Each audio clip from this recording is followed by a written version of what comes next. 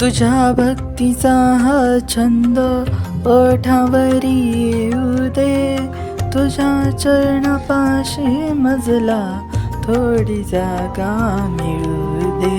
तुझ्या सावलीत मन शांत झाले, जीवन माझे तुला अर्पण केले. अंतरीचा सोर्स निर्मळ झरा तू, अनंत रूपाने वसे देव तू. तुझ्या सावलीत मन शांत झाले, जीवन माझे तुला अर्पण केले.